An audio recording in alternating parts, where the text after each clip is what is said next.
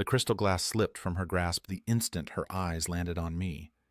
It didn't shatter dramatically, as often portrayed in cinema. Instead, it produced a soft clink against the marble floor, the delicate stem snapping neatly in half, the golden liquid seeping into the floor tiles like a small, costly wound. No one else seemed to register it, but I was acutely aware. I noticed the slight tremor in her hand, the way her entire being seemed to freeze momentarily as her mind scrambled to fabricate an explanation. She had clearly not anticipated my presence. And truthfully, neither had I. This event was intended to be a pristine affair, sterile, easily forgotten, and impeccably polite. I wasn't even on the approved guest list. My entry badge was borrowed, my name conspicuously absent from the seating arrangements. The sole reason I was there was to observe the impact of the past 3 years on her. It appeared, however, that the passage of time had not been sufficient. Her practiced smile wavered for a mere fraction of a second, but it was enough. The carefully constructed facade she wore developed a hairline crack, revealing for a fleeting moment the repressed emotion beneath. Guilt. Deception can be artfully concealed, yet its underlying stench lingers, detectable to those who stand close enough. She made no move to approach me, offered no greeting, didn't even murmur my name. She simply stood there in her shimmering emerald gown, as if witnessing a specter emerge from beneath the floorboards, something she believed long buried, now clawing its way up under the glare of the stage lights. I remained motionless as well, wanting her to fully experience the weight of that stillness, the way the air seemed to thicken around her as the room continued to spin, while she struggled to draw breath. It was the exact sensation I had endured the night I discovered a garment on our bedroom floor, a piece of clothing I did not recognize, one she could never adequately explain. She never realized I had seen it. I never uttered a word, simply changed entirely in quiet desperation.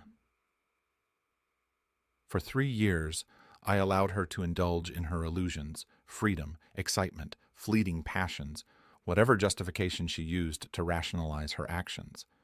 I never pursued her, never reached out. I vanished from her life like an unwanted chapter torn from a book before it's presented to someone. But now, she couldn't excise me from this room. I was a part of her new reality, a misplaced page from a forgotten story, one she assumed no one would ever reread. Yet here I was, alive, breathing, returning the gaze of the woman who had traded authenticity for cheap thrills. She glanced down at the shattered glass as if it held the answers, as if sweeping it up quickly enough could somehow undo the events of the past. Then she surprised me by turning to her husband. Yes, her husband, and whispering something in his ear. He appeared confused. She touched his arm, a gesture that seemed final. Then she moved deliberately through the room toward the exit, her eyes locked with mine, filled with a raw, undisguised emotion. She remained silent until we were both outside, behind the catering trucks, under a flickering amber light that cast everything in a harsh, aged glow. She leaned against the brick wall, arms crossed, still trembling slightly. I said nothing, not out of pride, but out of a need for control. I knew that if I spoke prematurely, a version of myself I no longer recognized would emerge, the one that still burned with rage during sleepless nights, when memories played out in cruel, silent loops. Her opening words had nothing to do with the past. "You look," she hesitated, her gaze sweeping over me as if unsure of what she was seeing. "Alive?" It was an odd choice of words, not handsome, not changed, not even aged. Alive, as if a part of her had imagined I wouldn't survive the silence. Perhaps she believed I'd self-destruct, or maybe she simply never expected to face the consequences of her departure. I wanted to laugh, but instead I nodded. "You too," I replied, my voice intentionally toneless. I could see that she hated it, me sounding so detached, so unreadable, so untouchable. I was no longer the man she once controlled, nor the man she had abandoned. She shifted slightly, her gaze directed down the alley as if searching for an escape route from the present moment. "You weren't on the guest list," she stated. "I wasn't intended to be," I replied, "but things happen." Her eyes narrowed. "You came to find me?" "I came to see if you would recognize me." The statement stung her. I could tell. She looked away, biting the inside of her cheek. Silence stretched on for a full minute before she spoke again, unexpectedly. "I still have the letter you left." Now it was my turn to be surprised. I had composed it 6 months after she left. A single-page note enclosed in an unaddressed envelope, marked only with her name. I never mailed it, never intended to. I left it on the doorstep of her former apartment on a rainy evening when the ache of being forgotten became unbearable. I didn't sign it. I wasn't even sure she had received it. "You kept it?" I asked. She nodded slowly.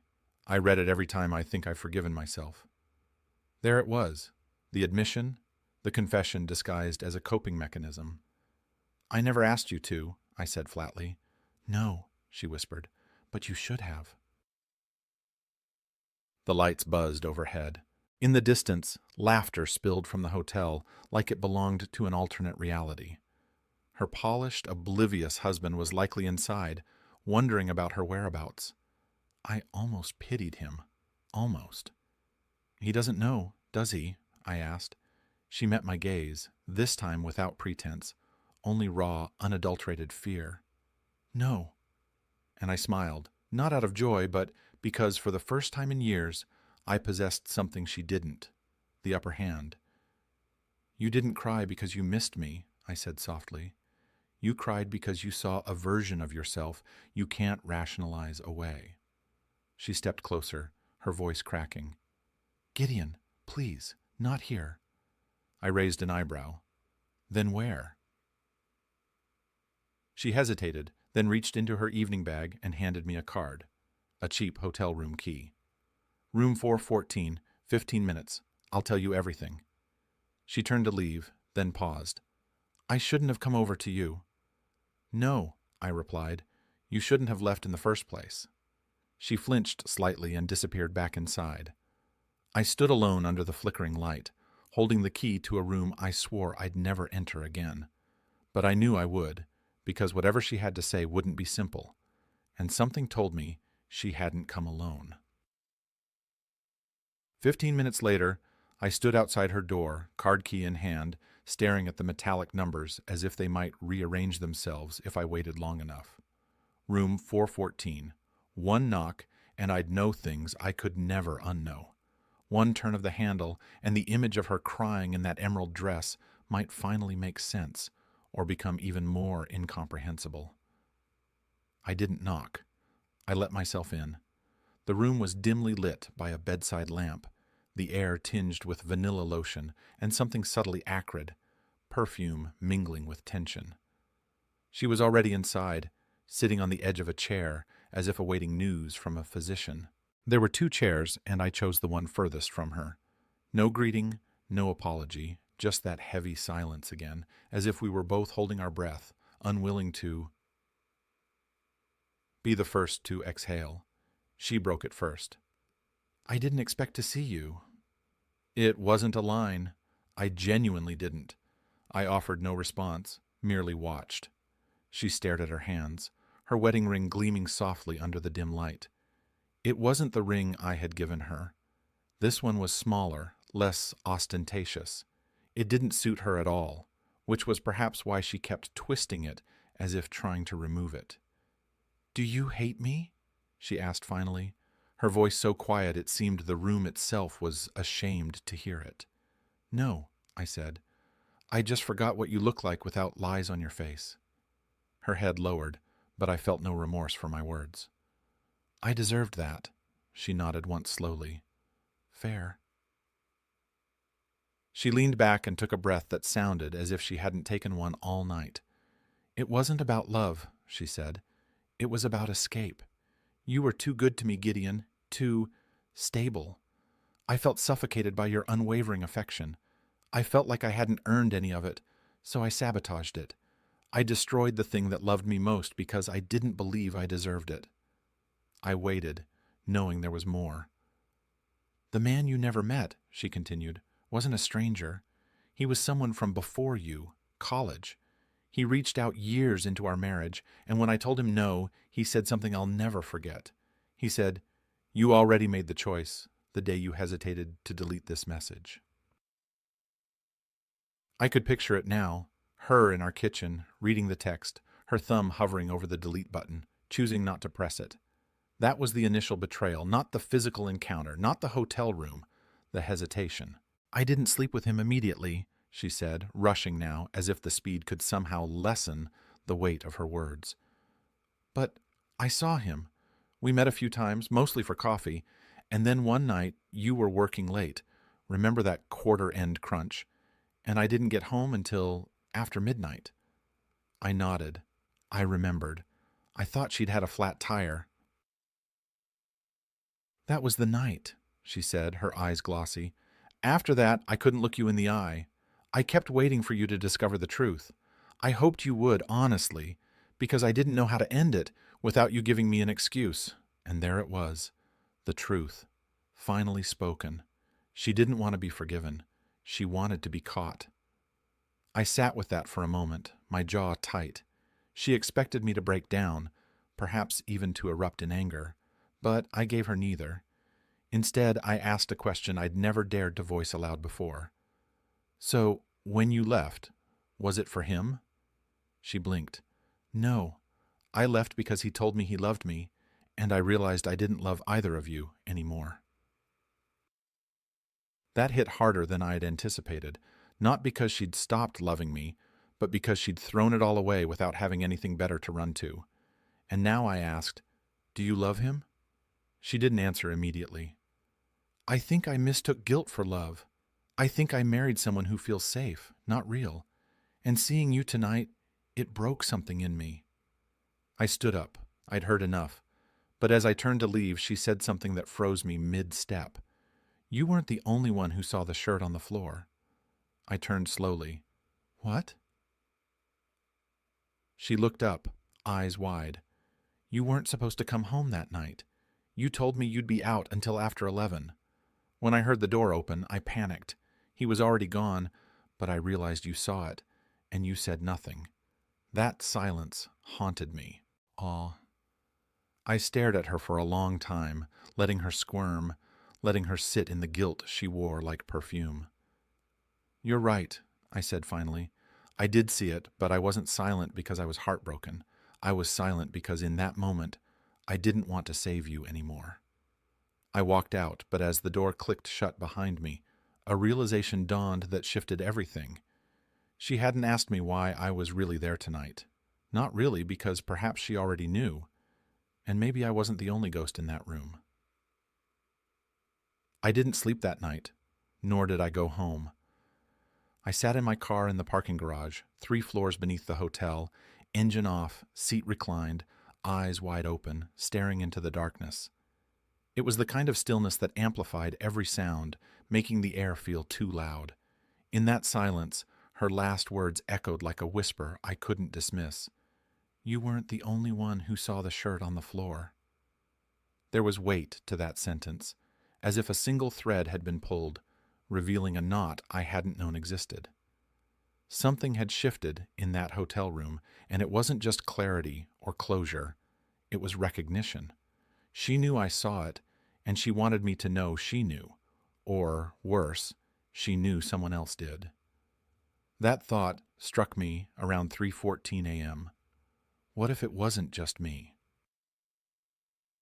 I opened the glove compartment and retrieved the manila folder I kept tucked away, not for moments like this, but because a part of me had never truly let go. Inside were fragments I'd collected during the final weeks of our marriage, a dry cleaning receipt, a blurry photograph of her walking toward a car that didn't belong to either of us. I didn't even know why I kept them.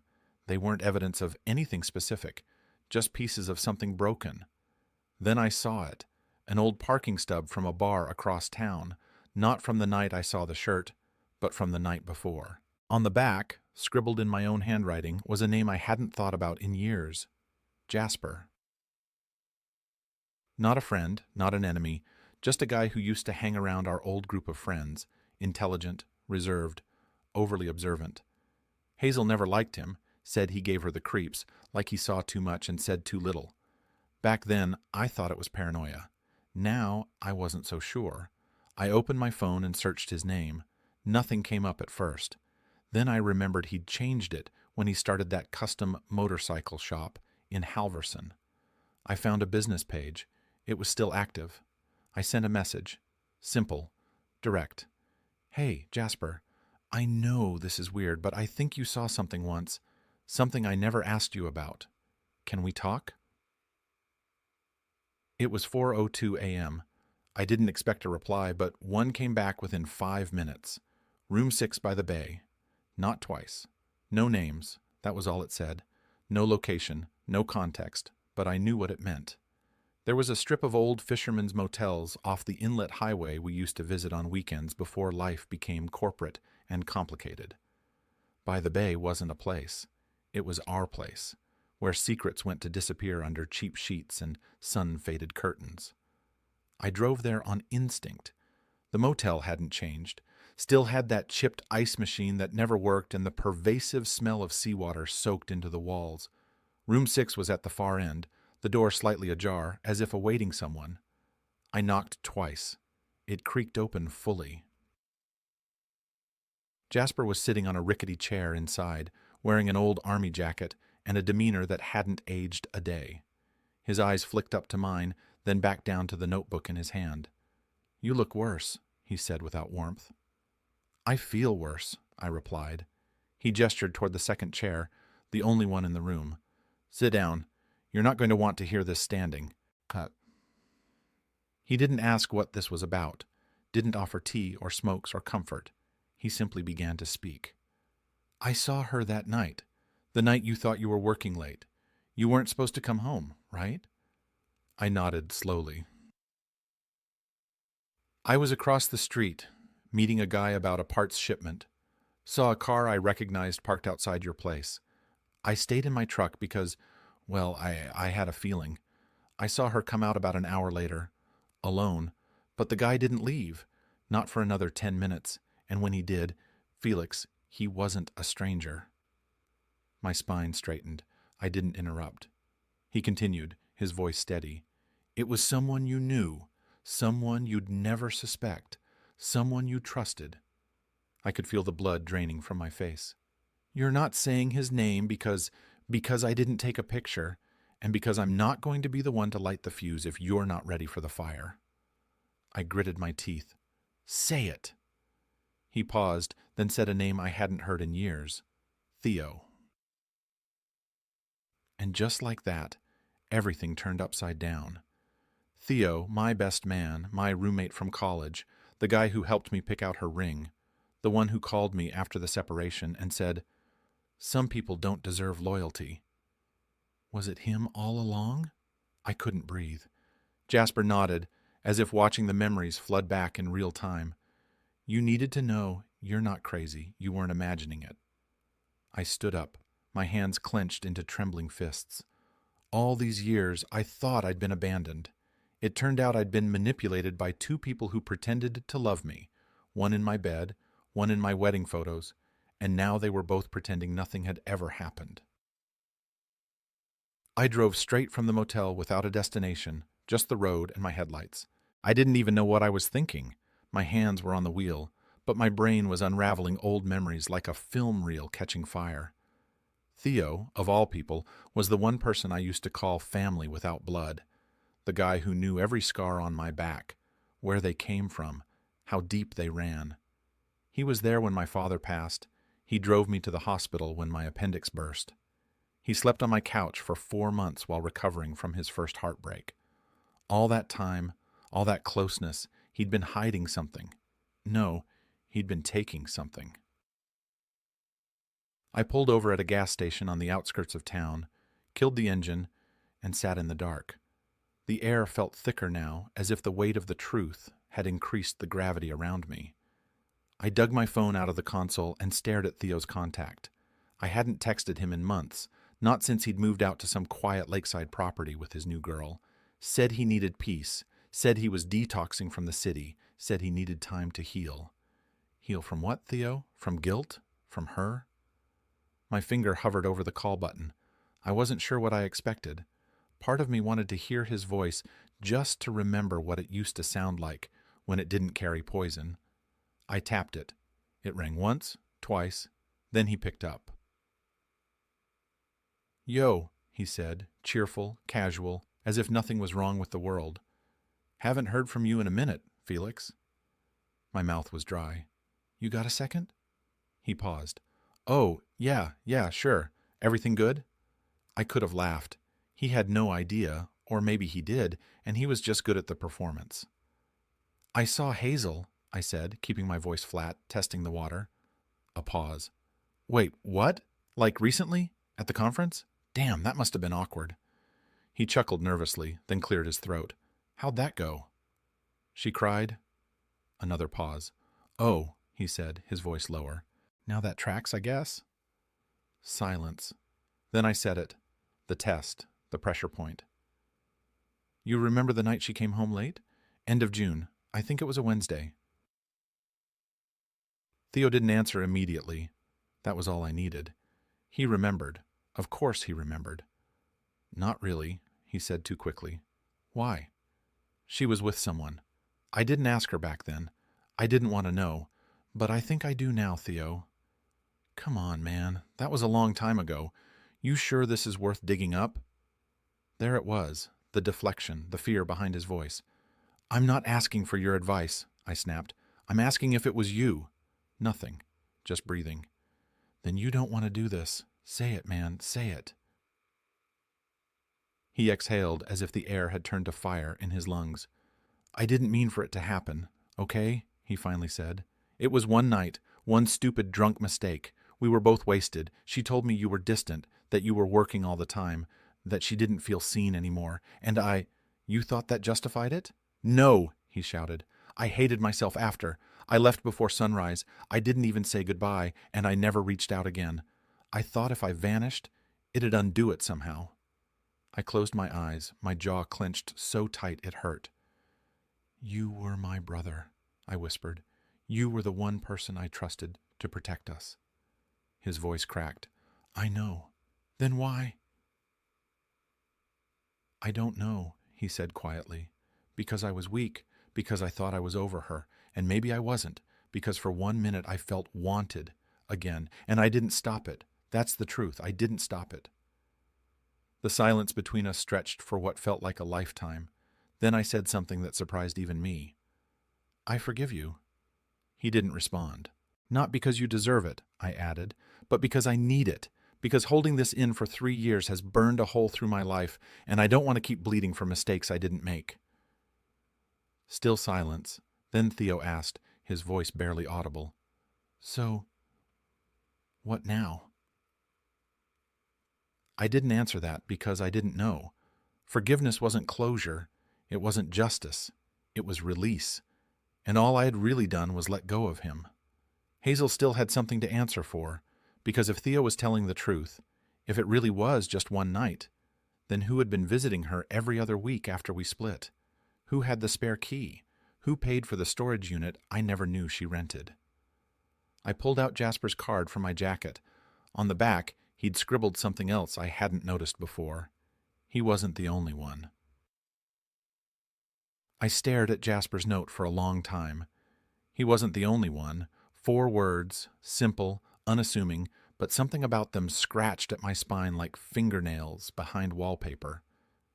Theo had just confessed to a one-time mistake, but Jasper hadn't named Theo originally. I'd asked him to, which meant Jasper knew someone else was involved before Theo's name ever entered the room. This wasn't about a one-time transgression. It was bigger. It had layers, a shape I couldn't quite see, but could feel wrapping around me, cold and deliberate. I didn't go home. Instead, I found myself parked in front of the storage facility she'd once used. I'd never been there before, but I'd found the address on an old shared bank statement that had somehow survived the purge. It was a month after she left. $114 $87 charged under Easy Store Secure. I asked the front desk if I could see the unit under her name, gave him a disarming smile, said she was my wife, and I'd lost the key. The clerk glanced at the computer, then back at me. She closed the account last year, he said, but you can ask the new tenant, same unit. My stomach dropped. Someone else had rented it. He nodded. Same day she closed it, paid a year in advance, had the access code memorized too, rare. I waited until the clerk stepped away. I knew the unit number now. I walked the rows until I found it. Unit 212. My fingers hovered over the latch. I told myself I'd leave if it didn't feel right, but when had anything felt right since she left? The door slid open slowly, the metal grinding as if it were tired of hiding things. Inside was a single metal folding chair, a small desk, a box of old receipts, and a camera tripod, still folded, leaning against the corner. No photos, no clothes, no remedies, just tools. I stepped inside, and for a moment I felt as if I'd entered a confession booth made of concrete. I looked inside the only remaining box, tax forms, rent records, not hers. Mine, old pay stubs, a copy of my health insurance, notes on my commute, my schedule. I stared in silence as the realization crashed over me like an avalanche. Someone had been tracking me. This wasn't just about love or the loss of it. It was about surveillance, documentation, obsession. I opened a small padded envelope tucked beneath the papers. Inside was a USB drive, labeled only with a date, September 14th. I didn't hesitate. I left immediately and drove to the library 2 towns over, somewhere anonymous, somewhere quiet. I plugged the USB into a public computer and clicked on the single file, a video. It was shaky at first, shot from a doorway. My doorway. I watched myself sleeping alone on my side of the bed, arms curled, breathing slow. It wasn't even recent. I recognized the wallpaper I'd torn out 2 years ago. I was still wearing that gray t-shirt I used to live in, the one she always said made me look tired. Whoever was filming stood there for 2 full minutes, just watching. Then the camera turned, revealing a reflection in the hallway mirror. It wasn't Theo, it was her friend Willow, Hazel's old coworker, the one with the loud laugh and the tight hugs, the one who always said she wished she had what we had, the one who came over after the split to check in on me, with sad eyes and banana bread. I had invited her in, she'd sat on my couch, she'd listened while I talked about how lost I felt, and she'd filmed me while I slept. I yanked the USB and left the library without looking back. Back in the car, I couldn't breathe. I couldn't scream. I couldn't even think. There was a trap in all of this, something twisted, calculated, not a crime of passion, but a structure, a system. What the hell were they doing? Then I remembered something Willow had said months ago, a casual joke at the time. "You've always been a creature of habit, Felix. I bet I could set my watch by your Monday nights." She had, apparently, she had timed everything. I pulled over, opened my phone, and called Jasper. He picked up on the second ring. "You found it." "Why didn't you tell me it was Willow?" "I needed to know if you were ready," he said. "And because Willow isn't the end of the road, she's the detour." "What are you talking about?" He paused, then said, "You ever wonder why Hazel left when she did? You ever notice how fast she moved on?" "Yes." "Well, ask her about the clause in your first joint insurance policy, the one that only activates in the event of death or permanent medical trauma." I felt as if I had just swallowed broken glass. "You think they—" "I don't think," he cut in. "I know you didn't just survive heartbreak, Felix. You survived something they never meant for you to walk away from." The drive back from the library felt like slipping through a world I no longer belonged in. I saw people walking dogs, couples sharing coffee on patios, a father laughing with his kid in a Superman t-shirt, and all I could think was how many of them were being lied to right now and don't even know it. I wasn't special. I wasn't chosen. I was just convenient. A man with predictable routines, someone who didn't ask questions, someone who trusted, someone they thought they could write off like a canceled subscription. And, if Jasper was right, if this was more than betrayal, more than lust and loneliness, then the woman I once married hadn't just broken my heart. She'd tried to rewrite me out of existence. I didn't go to her house. I went to her office. Apex Tech Solutions, glass windows, smiling receptionists. The kind of place built to look modern and transparent, the exact opposite of what it was hiding. I knew she'd returned from the conference. I waited outside in the parking lot, counting the seconds. 4:42 p.m. She always left by 4:45, like clockwork. She emerged in her usual rhythm, not rushed, not slow, heels clicking on the pavement, designer bag over her shoulder, phone in one hand, car keys in the other. For a split second, it almost felt like watching a stranger, but then she looked up and saw me. Her face didn't change. No panic, no surprise, just a tiny pause in her walk, as if she'd expected this. I stepped out of my car and walked over. I didn't raise my voice. I didn't need to. "I know about the storage unit," I said, a flicker in her eyes, nothing else. "I know about the USB. I saw the footage. I saw Willow." Still no panic. Then, to my absolute disbelief, she said, "Then I guess you know why I cried at the conference." That stopped me cold. "You weren't crying because you saw me," I said slowly. "You were crying because you realized I didn't die." She blinked. That was it. Just a blink. Nothing more. That was my answer. I wanted to scream, I wanted to shake her, and demand the version of the truth I could understand. But what came out of my mouth was quieter, more dangerous. "Was it the pills in the tea?" She didn't respond.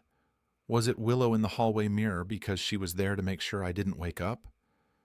Still nothing. "Then you were supposed to sleep through it," she said, almost as if she were reciting a line from a manual. "You were supposed to miss the fire alarm. They said it would be painless, that your heart would stop, and it would look like stress, just a tired man who never got enough sleep." I stumbled back, nearly tripping over the curb. For a moment I couldn't even feel my own legs. "They," I whispered. "Who the hell is they?" Hazel looked around, then leaned closer. "You were the control group, Felix." That sentence meant nothing and everything. She kept talking. "Willow is not my friend. She works for a firm that tests digital behavior manipulation, sleep patterns, dietary reactions, auditory triggers. You were part of a passive observation group through a startup I invested in 3 years ago. You never consented, I know, but you were on a list because you were predictable, average in all the right ways. They said it would be data harvesting only."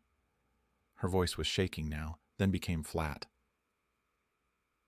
I stared at her, every bone in my body ice. "You sold me," I said. She didn't argue. "They offered 6 figures. I didn't think you'd actually be harmed, but the longer it went on, the more they asked for.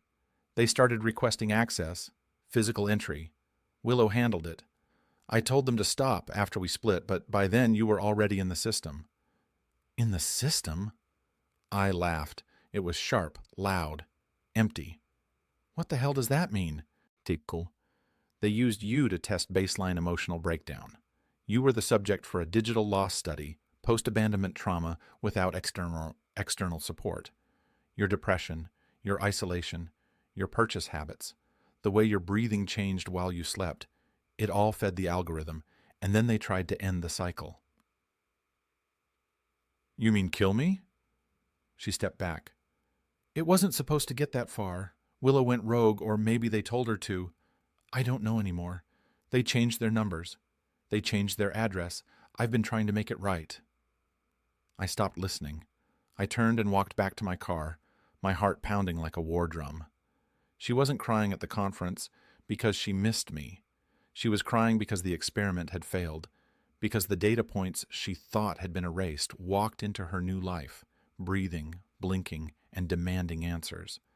They hadn't just betrayed me. They'd monetized me. Everything I had been, husband, man, worker, survivor, had been reduced to a statistic, a sleeping body in a lab that didn't look like a lab, a number in a spreadsheet labeled emotional. Decay. I drove straight to Jasper, no warning. I burst through his door, dropped the USB, and said, "I want names. I want files. I want to find every person who touched this." He stared at me for a moment, then nodded. "You're not the only one, Felix," he said quietly. "There are others, and some of them didn't wake up." 2 weeks passed. 2 weeks of digging, uncovering, and seeing the truth for what it really was. Not a singular act of treachery, but a series of choices made by people who saw my loyalty as leverage. Hazel, Willow, Theo, and behind them, a system that treated people like test subjects, like data points, like tools. But here's the part they miscalculated. They thought breaking me meant I'd stay broken. Instead, I learned how to rebuild without them. Jasper connected me with a journalist who'd once written about digital surveillance and consumer health programs. She didn't blink when I handed her the folder, the receipts, the USB copy, the photo of Willow from the hallway mirror, the storage unit registration history, and the video timestamp of me sleeping. She didn't ask, "Are you sure?" She asked, "How soon can you go on record?" Within a week, the article dropped. The man who was watched, how a tech-backed wellness program secretly turned sleep into surveillance. It didn't name Hazel, it didn't name Theo or Willow, but it told my story in full, honestly, and it did more than I expected. My inbox flooded with messages. Some were curious, some doubting, but most were from people like me. People who felt something in their past hadn't added up. People who were told their gut feeling was paranoia, who lived through strange nights and forgotten moments. I wasn't alone. That's what hit hardest. I wasn't alone. One woman wrote, "I thought I was going crazy. Thank you for showing me I wasn't." Another said, "They watched me too, and no one believed me until now." It didn't make the truth better. It didn't set me free in a dramatic movie ending kind of way, but it opened a door I thought had been sealed forever. I moved to a new town, smaller, by the coast. I found a one-bedroom apartment above a bookstore run by a retired pianist named Nolan, who plays jazz in the evenings and bakes banana bread that actually tastes like bananas. I sleep with the window cracked open now, not because I'm waiting for someone to watch me, but because the breeze reminds me I'm still here. I started writing again, not fiction, not revenge pieces, just fragments of truth, essays, letters, thoughts I never said out loud, and somehow they caught on. A few were published. A podcast read one aloud. A high school teacher emailed me and said she printed one out for her students. Hazel never reached out again. Theo sent one last message, a real apology, and I didn't respond. Willow, I don't know what happened to her, and I don't need to.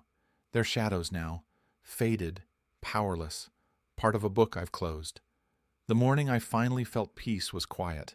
I woke up before the alarm, made coffee, sat on the porch, and just listened to the birds, to the waves, to my own breathing.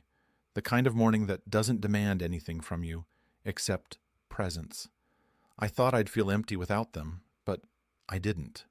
I felt clean because, in the end, I wasn't defined by the betrayal, the surveillance, the lies, or the people who thought I wouldn't survive what they did. I was defined by what I chose after. I chose light. I chose me.